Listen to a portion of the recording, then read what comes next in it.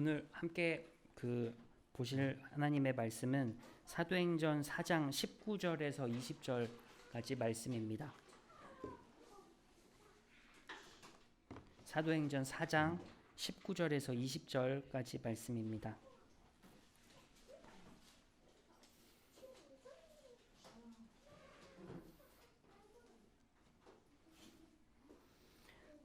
오늘은 조금 두 절밖에 되지는 않지만 조금 내용이 길 수도 있기 때문에 제가 19절을 읽고 20절은 같이 한 목소리로 20절이 중요한 것 같아서요. 20절을 같이 한 목소리로 읽겠습니다. 그때 베드로와 요한은 대답하였다. 하나님의 말씀을 듣는 것보다 당신들의 말을 듣는 것이 하나님 보시기에 옳은 일인가를 판단해 보십시오. 우리는 보고 들은 것을 말하지 않을 수 없습니다. 아멘. 간밤에 조금 안 좋은 일이 있었는데요. 실종자분들 찾는 것도 연락이 안 돼서 아직 실종자라고 표현하시는 것 같은데 좀 잘 해결이 되고 또 유가족분들이랑 피해 받으신 분들이 좀 잘 위로 받으셨으면 좋겠다고 우리 한 주간 같이 기도했으면 좋겠습니다. 무거운 마음을 뒤로하고 오늘이 10월 30일인데요. 이제 저희 개신교회에서는 10월 마지막 주를 되게 종교개혁 기념 주일이라고 이렇게 지키고는 합니다. 많은 교회에서 종교개혁을 기념하는 날로 지키는 날이기도 한데요. 1517년 되게 오래된 얘기입니다. 1517년 10월 31일에 비텐베르크 대학의 신학 교수이고 또 수도 사제였던 마르틴 루터가 95개조 반박문을 이렇게 게시했다고 합니다. 당시 로마 교황청에서는 성 베드로 대성당을 보수하고 건축할 자금을 벌기 위해서 큰 돈이 필요했고 이에 교회에서 돈을 받고 판매하기 시작했던 것이 바로 면벌부라는 불리던 것이었습니다. 이는 일종의 사명권을 보장하는 증서로 볼 수 있는데요. 잠깐 설명을 드리기 전에 먼저 말씀을 드리려고 했는데 오늘 내용이 조금 딱딱하고 재미없을 수가 있기 때문에 안 좋으시려면 아마 노트 필기 같은 게 하시는 게 좀 좋을 것 같고 약간 설교보다는 강의에 가깝다는 거를 좀 먼저 말씀드리고 이야기를 하겠습니다. 면벌부에 대해서 잠깐 제가 설명을 해드릴게요. 쉬운 예로 예전에 영화도 있었는데 광복절 특사라고 이런 거 얘기 많이 하잖아요. 뉴스에 광복절을 맞아서 수감 중인 유명 정치인 X가 특별 사명권을 받느냐 마느냐 이런 이야기들이 많이 들립니다. 이 특별 사면이라는 것을 받게 되면 수감 중이던 X가 감옥에서 나올 수 있기 때문입니다. 일정 기간 동안 범죄자를 구금하는 징역형이 이제 더 이상 집행되지 않는 것을 이제 특별 사면을 받았다라고 할 수 있는데요. 면벌부도 그러한 기능을 하게 됩니다. 되게 이제 면죄부라고 얘기도 많이 하는데 조금 엄밀한 의미에서는 면벌부라는 명칭이 조금 더 정확할 것 같습니다. 그러니까 죄 지은 인간이 받아야 할 형벌을 사해주는 교회에 공인된 증서를 면벌부라고 했던 것입니다. 그래서 그러다 보니 많은 사람들에게 인기가 많았고요. 당시에 이 면벌부를 팔았던 유명한 테첼이라는 사람이 그런 얘기도 했다고 합니다. 자손들이 낸 동전이 헝금함에 쨍그랑하는 순간 연옥에서 고통받던 조상들의 영혼이 천국으로 직행한다. 이렇게 아주 영업왕 마케팅 전문가였던 것 같은데 그분이 이렇게 막 홍보를 하고 막 이렇게 하다 보니까 당시 사회 분위기가 그런 게 충분히 이제 사람들에게 듣고 사람들이 그것들을 사고 그러면서 교회는 엄청난 건축 자금으로 들었던 빚이나 이런 것들을 이렇게 그런 것들을 판매한 금액으로 이렇게 할 수 있었던 것입니다. 그러다 보니까 이 루터 입장에서는 많은 사람들이 빚을 내고 사고 이런 현상들을 보면서 루터는 우선은 목회자 사제이기도 했지만 당시 신학 가르치던 교수였거든요. 그러다 보니까 이 루터가 생각하기에는 이게 신학적으로 옳은지 그른지 이런 것들을 조금 비판하고 좀 이렇게 하는 문제를 제기하는 것이 이제 자연스러운 거라고 보시면 될 것 같습니다. 그래서 루터가 이렇게 그 문제를 제기하고 비판함으로써 이 종교 개혁이 촉발되었다고 하는데요. 처음부터 루터가 그 새로운 로마 가톨릭 구교와 다른 이제 신교, 개신교를 뭐 만들려고 했던 것은 아니고 그런 거였지만 어쨌든 그의 도전적이고 조금 저항적인 행동으로 개신교 이게 조금 그런 얘기 많이 듣잖아요. 프로테스탄트 이것도 저항하다라는 뜻을 갖고 있는 건데 저항하는 사람들이라는 뜻에서 이런 프로테스탄트 이런 것들이 이제 시작되었다고 보시면 될 것 같습니다. 우리는 되게 루터를 아주 유명한 사람으로 알고 있고 또 루터 외에 뭐 칼뱅 뭐 이런 사람에 대해서 이야기를 많이 들었지만 실은 루터 이전과 이후에 수많은 그런 사람들이 그 타락한 교회를 갱신하고 개혁하기 위해서 노력했던 것도 있기 때문에 우리가 그분들의 그런 것들도 잊어서는 안 될 것입니다. 오늘 저는 그 이야기 침례교회가 소속된 그 침례교회에 대해서 침례교회의 그 종교 개혁에 대해서 침례교회는 어떻게 시작되었고 어떤 그런 역사를 가지고 있는지 조금 이야기를 해보려고 해서 오늘 좀 했고요. 그래서 제목도 이야기 침례교회입니다. 오늘은 침례교회 이야기라고 보시면 될 것 같습니다. 그 대부분 여러분이 알고 계시는 그런 종교개혁은 루터 칼뱅의 종교개혁일 것입니다. 그런데 그 또 다른 종교개혁이라고 불리는 것이 두 가지나 더 있어요. 당시에 1500, 그러니까 16세기 어간에 이렇게 있었던 종교개혁이 두 가지나 더 이렇게 분류가 됩니다. 하나는 종교개혁이라고 불리는 겁니다. 반종교개혁. 그러니까 반이라고 하니까 조금 어떤 건지 헷갈리실 것 같은데 영어로 하면 카운터라는 반동 그런 의미거든요. 그래서 카운터 리포메이션이라고 해야 될 것 같은데요. 이는 종교개혁에 대한 쇄신, 응수라고 이렇게 볼 수 있습니다. 그 축구 경기에서 역습할 때 카운터 어택이라고 하거든요. 그리고 복싱에서 상대방이 펀치를 내밀 때 피해서 이렇게 반격하는 걸 카운터 펀치라고 하죠. 그러니까 종교개혁에 대한 반동, 카운터 종교개혁이라고 생각하시면 돼요. 그러니까 어디가 했을까요? 로마 가톨릭 교회가 그 반종교개혁의 주체가 됩니다. 그래서 그 서방교회, 그러니까 로마 가톨릭 교회를 서방교회라고 하는데요. 이 서방교회에서는 트리엔트 공의회라는 회의를 통해서 당시에 이런 교리들이 되게 산만했던 거예요.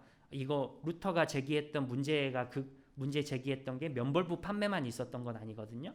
그러니까 이런저런 문제 제기되던 것들을 좀 정리를 해야 될 필요가 있어서 트리엔트 공의회라는 회의에서 그런 것들을 막 체계화하는 작업들을 하게 됩니다. 그래서 공식적으로 우리는 이런 교리와 이런 교회 예전을 갖는다라는 것을 이렇게 선언하는 회의를 한번 하게 되고, 그리고 예수회라는 수도회를 만들어서 교회에 대한 엄격한 충성 서약을 하는 수도사들을 양성하게 됩니다.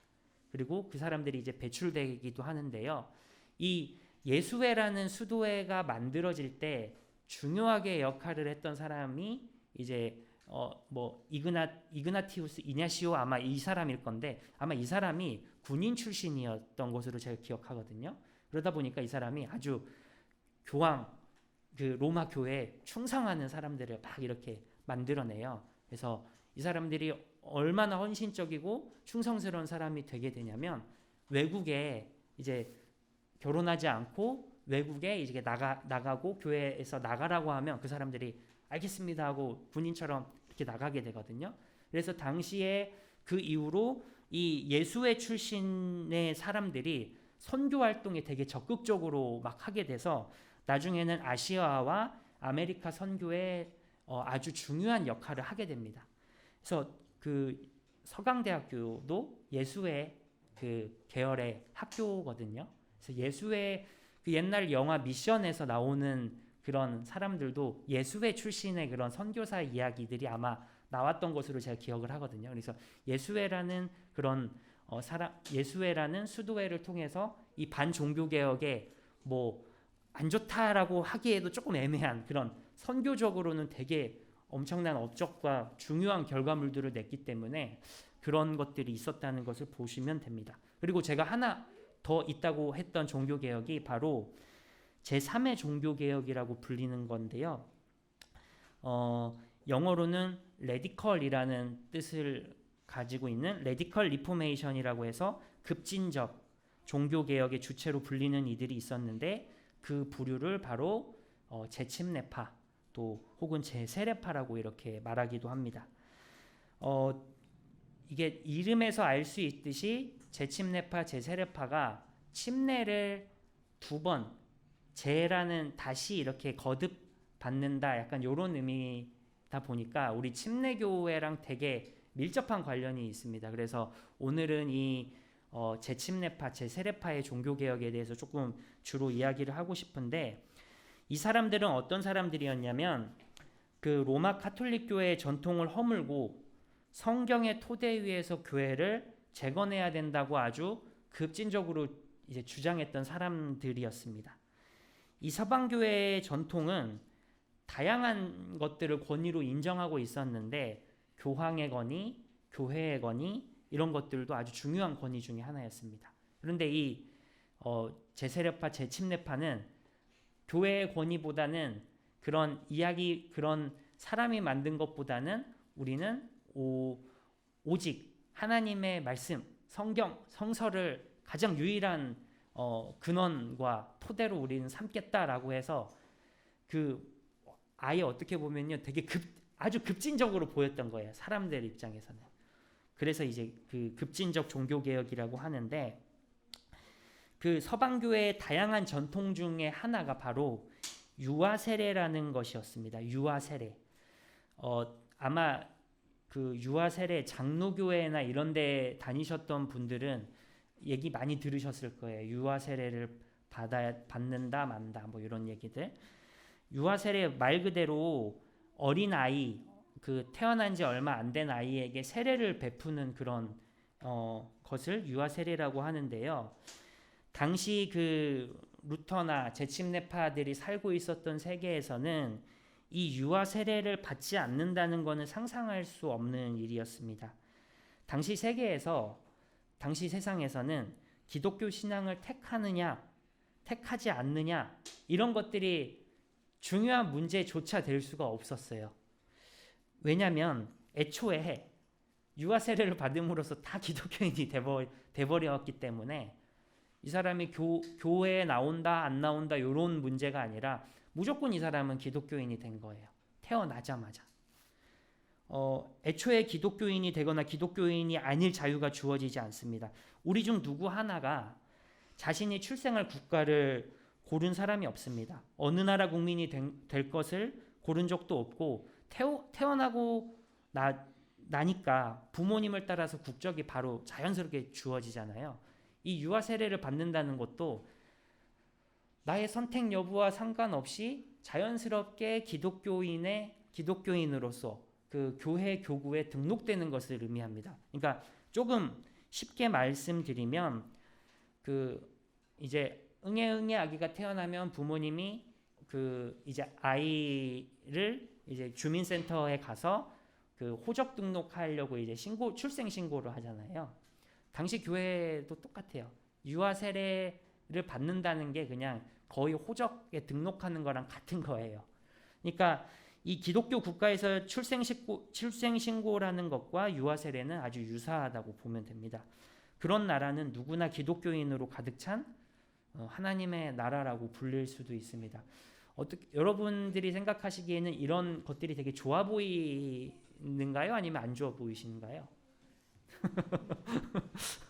누구나 다 기독교인이에요. 누구나 다 어디를 가도 너 종교 뭐니? 이런 거 물어볼 필요도 없이 다 교회 다닌대요. 그리고 다 뭐 어렸을 때부터 우리가 사도신경이라고 하는 것들 막 외우고 막 다요. 모든 얘기가 잘 될 것 같아요. 저는 어렸을 때는 되게 그런 게 좋다 생각했거든요.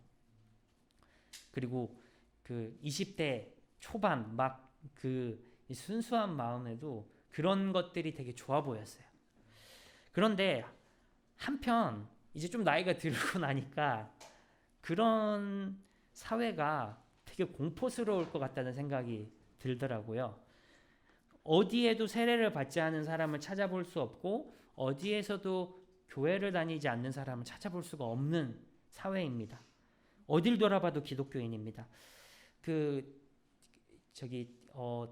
해외에 나가면 되게 편하다는 생각이 들 때가 언제냐면, 여러분들도 그러시겠지만 타지방에 가거나 이럴 때 누군가 나를 알아보는 사람이 없어서 막 마음이 편하잖아요.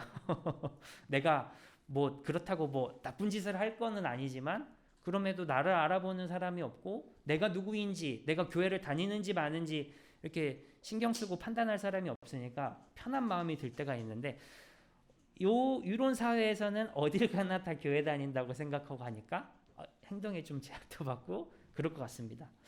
어딜 봐도 기독교인이고 기독교 신앙과 신념으로 점철된 사회입니다.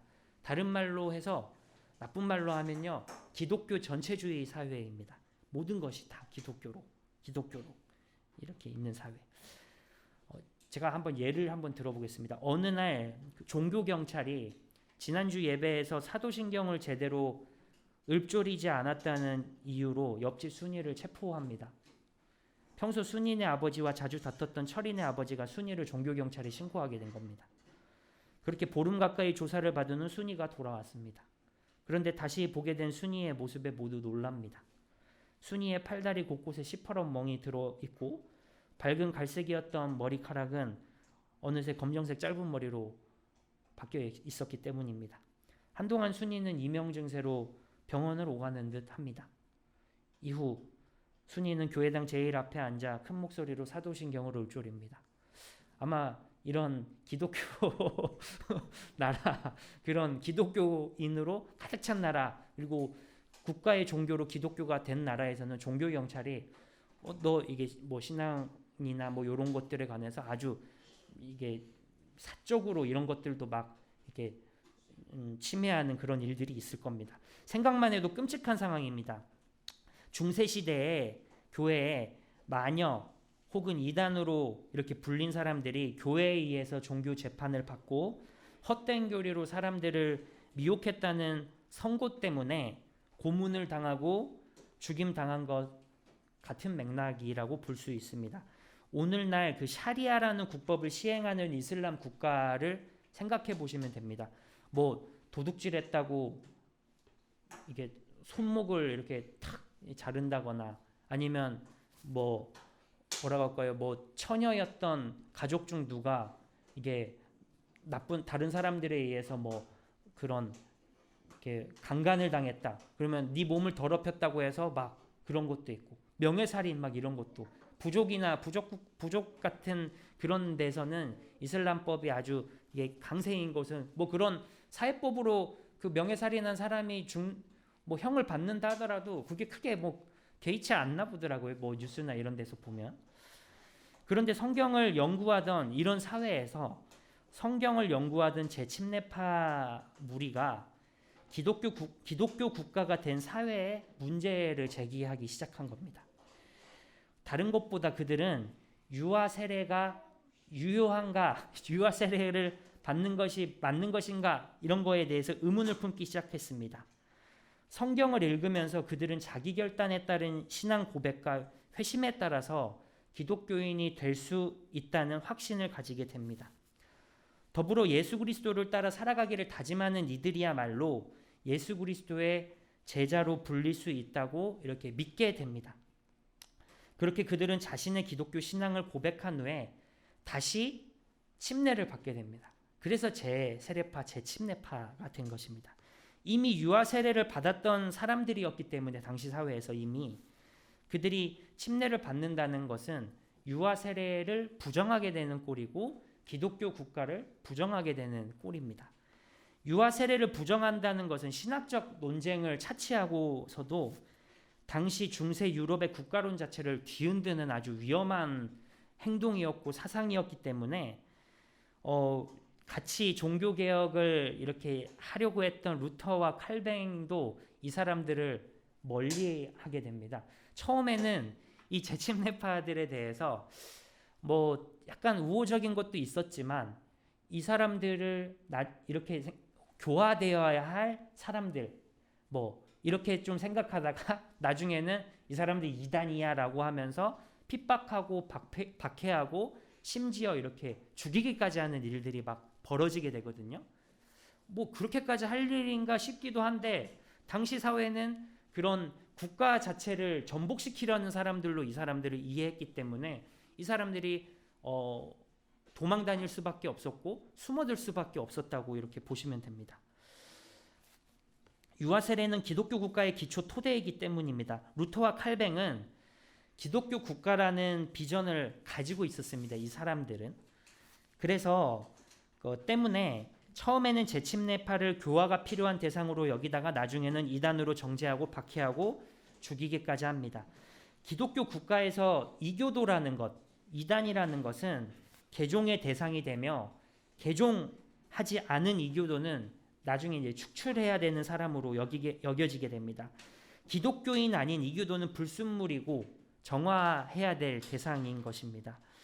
일례로 제가 하나 예를 들면 칼뱅이 스위스 제네바 시에서 시의회와 함께 이렇게 이런 것들을 종교 개혁에 이런 것들을 하면서 이제 제네바에서 목회를 하게 되는데요. 그 칼뱅이 좋은 점도 참 많지만 이 사람 보면 되게 양가적인 모습들이 보여요.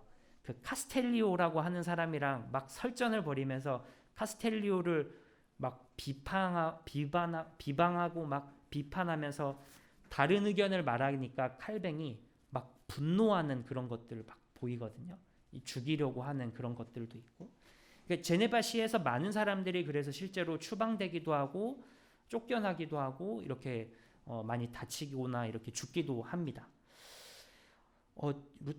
루터도 마찬가지입니다. 루터나 칼뱅이 그 훌륭한 신학자이고 정말 대단한 개혁자이기도 했지만 그들 또한 당시 시대적인 상황 속에서 한계와 부족한 점이 있었다는 것을 우리가 보면서 우리는 조금 이 사람을 무조건 추앙하고 이 사람을 무조건 비방하고 이런 것이 아니라 조금 균형 잡힌 시각으로 과오를 좀 균형 있게 다루기도 하고 업적을 좀 균형 있게 다루기도 해야 될 것 같습니다. 뭐 그렇다고 제가 재침례파, 재세례파가 무조건 잘했다라는 건 아닙니다. 재침례파 안에서도 문제가 있었고 그런 문제 중에서도 사람들이 죽기도 했고 좀 그런 것들이 있기는 했습니다. 하지만 뭐 그에 비해서 재침례파는 이 자발적 신앙 고백과 회심을 아주 중요시했던 사람들로서 이 세속 권력, 국가 권력과 기독교가 분리되어야 한다고 믿었던 사람들입니다. 이게 아주 중요했던 사람들인데요. 재침례파 입장에서는 루터와 칼뱅의 개혁은 보다 근원적이지 않았던 것으로 이제 판단을 하고 그들과 함께 같이 하지 못했던 것입니다. 여기서 근원적이라고 하는 것은 성경이라는 유일무이한 토대 위에서 교회를 개혁하자는 의미로 볼 수 있습니다. 교회의 전통이 아니라 오직 성서 위에서 교회를 개혁하자는 것이었습니다. 그래서 그들은 근원적 종교개혁 아니면 급진적 종교개혁 그런 사람들로 불리게 됩니다.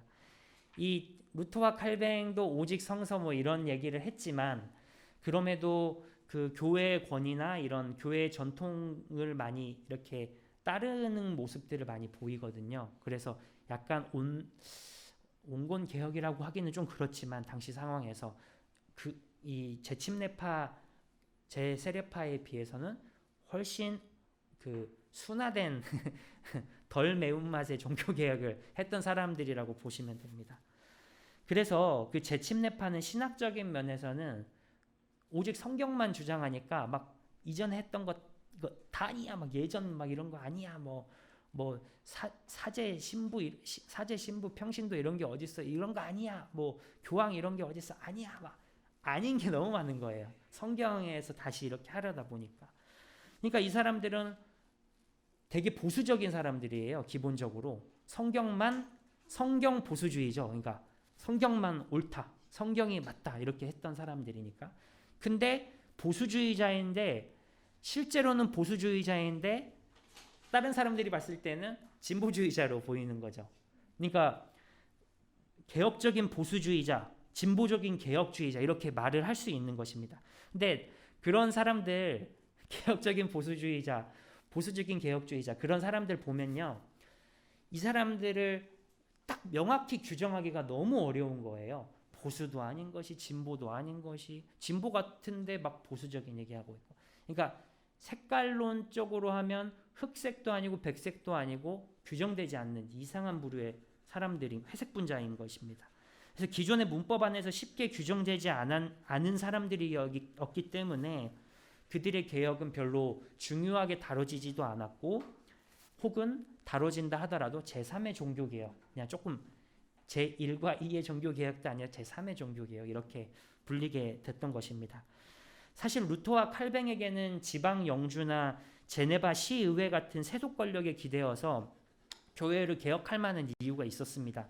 왜냐하면 당시 로마 교회나 교회의 영향력이 큰 도시, 성 같은 데서 만약에 그런 곳에서 종교개혁을 이야기한다면 이단 사냥이 벌어지고 있는 상황에서 그런 얘기하는 건 그냥 죽으러 가는 것, 불나방이랑 똑같거든요. 불 속으로 뛰어드는 불나방. 그러니까 루터나 칼뱅 입장에서는 비교적 교회의 권위가 조금 약한 세속 국가나 세속 도시의 그런 그 영주나 의회의 그런 권력이 조금 막강했던 곳에서 보호를 받으면서 개혁을 하는 것이 훨씬 효과적이고 좋은 방법이기도 했습니다. 목숨을 지키기 위해서 세속 권력의 후원을 받은 것입니다. 하지만 그렇게 되면 필연적으로 그 자신을 후원하는 세속 권력자의 이익과 상충하는 목회 철학을 가질 수밖에 없습니다. 예전에 제가 그 다른 교회에서 그 새벽 기도회를 인도할 때마다 늘 앞자리에 A라는 그 자매님이 앉아 계셨어요. 그래서 제가 그때 이제 전도사로 있던 부서 청소년 부서의 학부형이시기도 했고, 이제 그러니까 새벽마다 되게 반갑게 맞아주셨거든요. 제가 까치집을 하고 가면 아유 선생님 머리 떴다고 하면서 물 묻혀서 막 이렇게 해주시고 하기도 하고, 그 자취한다고 하는 걸 알고 계시니까 막 텃밭에서 막 그런 걸 새벽에 따오고 막 주시고, 뭐 반찬 밑반찬 거리도 막 챙겨주시고 했던 분이었어요. 그러다 보니까 A 자매님이 이렇게 있으면 항상 이제 기주 정도 자리에 앉아 있었는데, 그러니까 이분을 의식하지 않을래야 의식할 수 없는 거예요. 맨 앞자리에 막 이렇게 막 지켜보고 계시니까.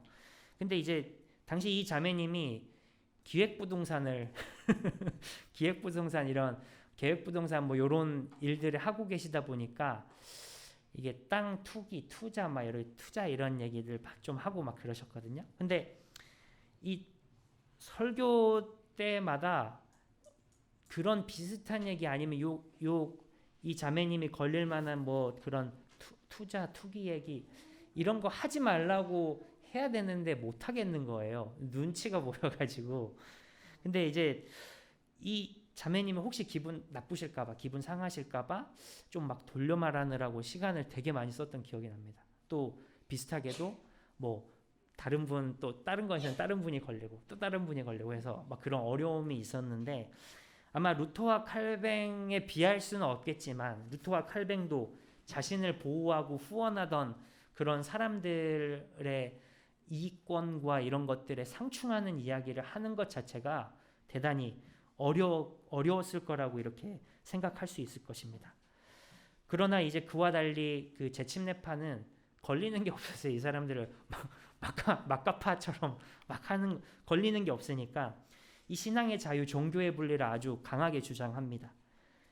그러다 보니까 보다 자유로운 신앙생활을 할 수 있었고, 그들은 그래서 진지하게 예수 그리스도의 가르침을 따르고자 이렇게 했습니다. 무엇보다 이 재침례파들에게 있어서 가장 중요했던 것 중에 하나가 산상수훈이었는데요. 이 산상수훈을 중요하게 여기면서 예수 따름의 제자도 이것을 실천하기 위해서 이 사람들은 아주 강한 공동체 생활을 이렇게 하기도 했습니다. 사도행전의 제자들처럼, 오늘 본문에 나온 제자들처럼 사람의 말이 아닌 예수 그리스도의 말씀을 따르고자 그 죽음까지도 불사했던 사람들이라고 보면 됩니다. 저도 그 침례교회에 이제 소속되어 있고 또 침례신학 그 학교로 이렇게 졸업하기도 했지만, 가끔 제가 있는 지역에서 재침례파 교회를 가끔 가거든요. 가끔. 자주는 못 가고. 가끔 가면 이분들이 되게 자유로워요. 예배 자체도 자유롭고, 이게 같이 찬양을 부르고 앉아서 성경 본문을 읽고 자기 얘기를 막 합니다. 나는 이 본문 이렇게 생각해. 나는 한 주간 이렇게 살았고 이렇게 이 본문이 나에게 어떤 면에서 감동적이야. 그러면 또 다른 분이 그거에 의해서 막 이런 얘기를 하고요. 예배가 그냥 그래요.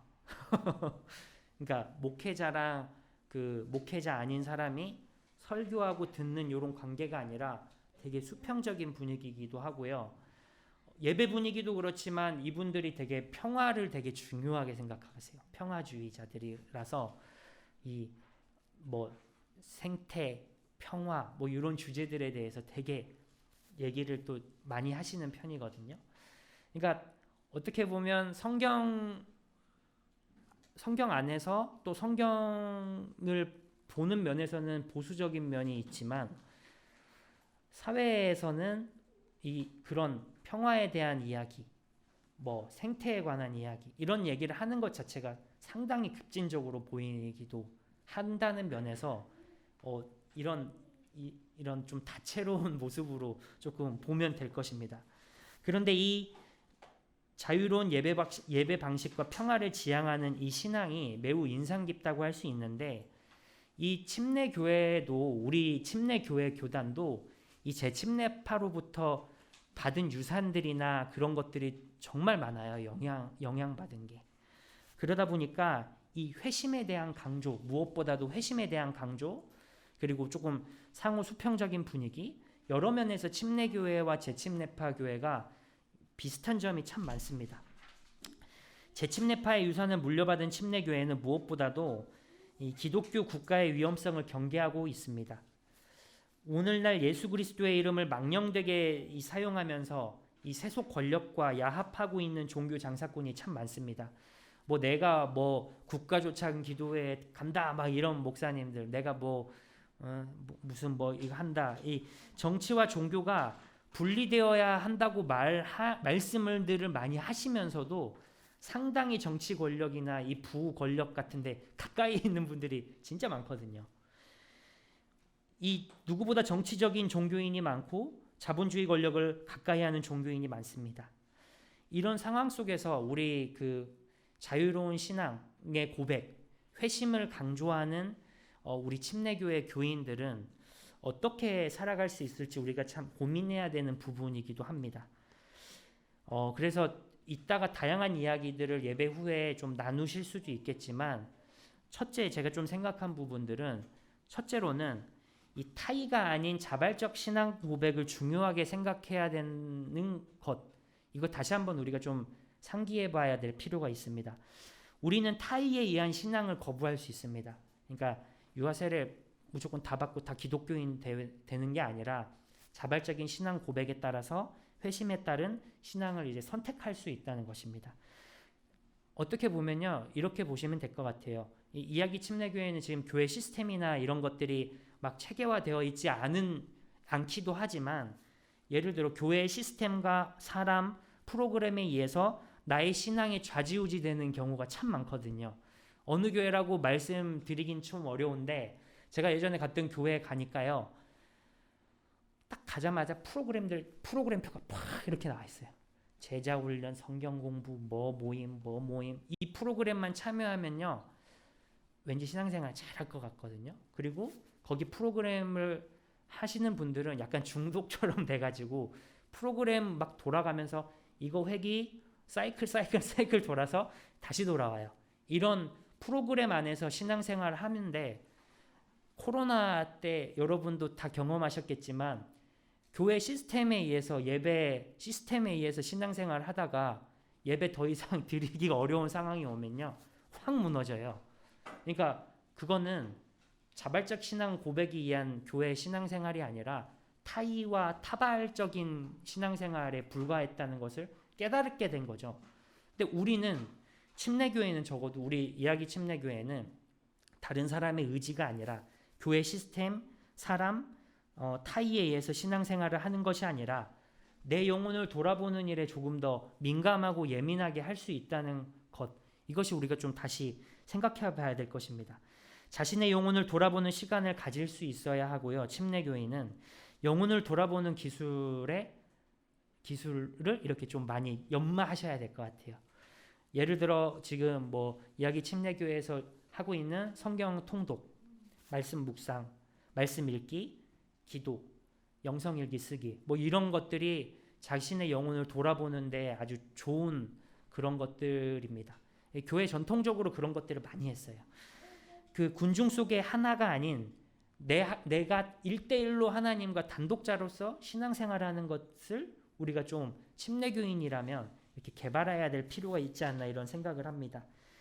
자연스럽고도 자유롭게 영혼이 반응하고 고백할 수 있도록 하는 것이 침례교회의 정신이기 때문입니다. 다른 말로 율법주의의 다른 말은 쉽게 말해서 문자와 조문에 의한 신앙생활이라고 볼 수 있습니다.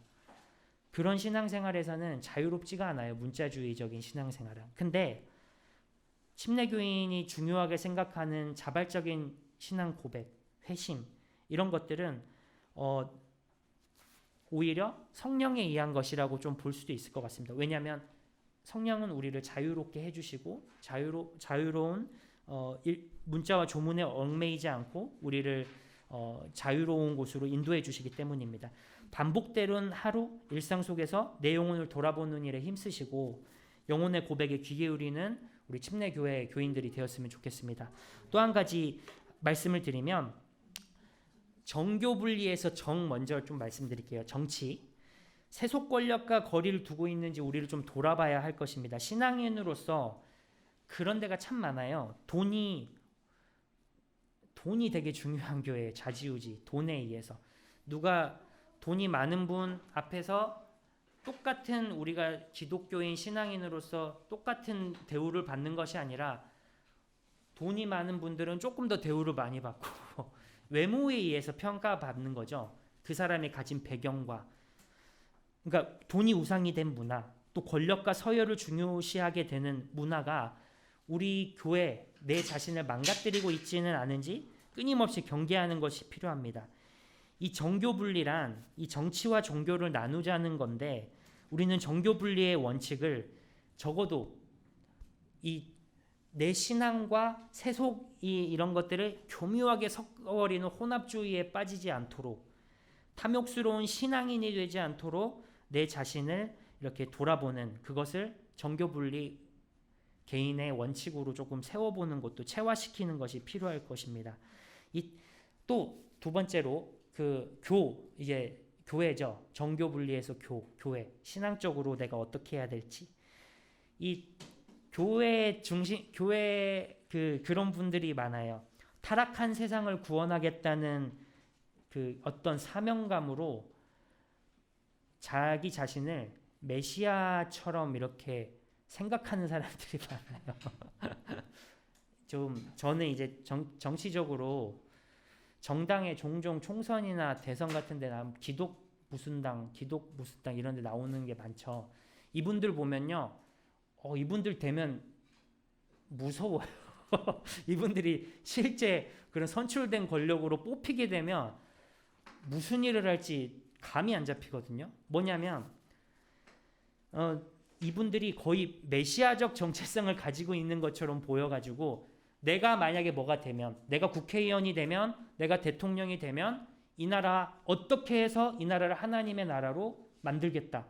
완전 메시아적인 자아 정체성에 도취되어 있는 분들이 많아요. 그런데 우리가 좀 되게 주의해야 될 것이 뭐냐면 그 사람들 예수의 이름으로 행해지는 폭력의 많은 부분이 결국에는 메시아적 정체성을 가진 사람들로부터 시작이 된다는 것을 우리가 좀 많이 볼 수 있거든요.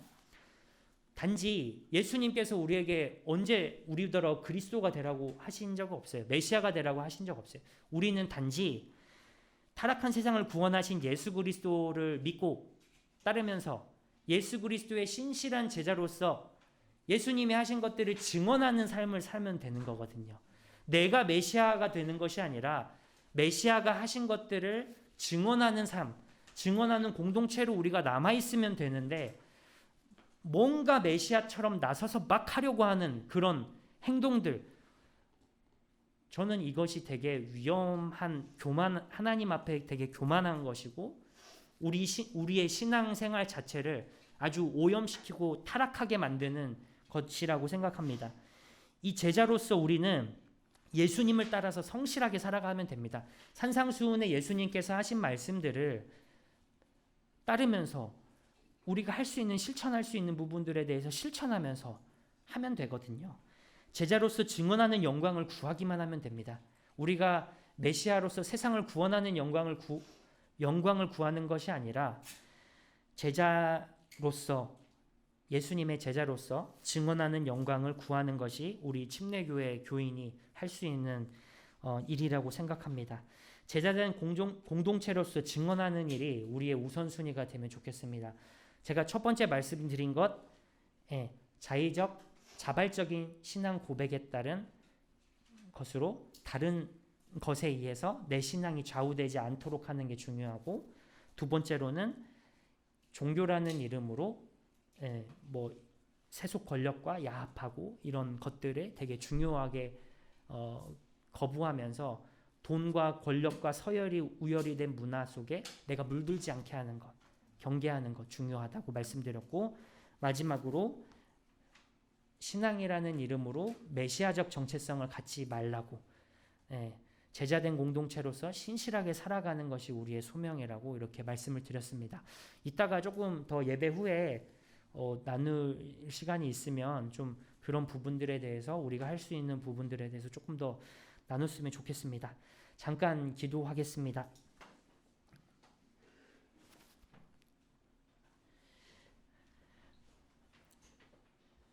하나님, 우리는 침례교회 교인으로서 어떻게 이 세상 속에서 신실한 하나님의 제자와 종으로 살아갈 수 있을지 다시 한번 고민을 하게 됩니다. 제 침례파, 제 세례파의 유산을 물려받은 우리 침례교인으로서 우리는 먼저 하나님 앞에 자발적으로 우리의 신앙을 고백하기를 원합니다. 하나님, 교회의 프로그램과 다른 사람에 의해서 나의 신앙이 정해지고 나의 신앙이 좌우되는 것이 아니라 오직 하나님만을 향한 열망으로 우리가 신앙생활 할 수 있도록 인도해 주십시오. 그리고 탐욕스러운 종교인이 되지 않도록 해 주십시오. 돈이 많고 권력이 많은 사람 앞에서 빌빌대는 사람이 아니라 하나님 앞에서 모두 다 똑같은 형제와 자매로 인정받고 대우하는 그런 교회 공동체가 될 수 있도록 해 주십시오.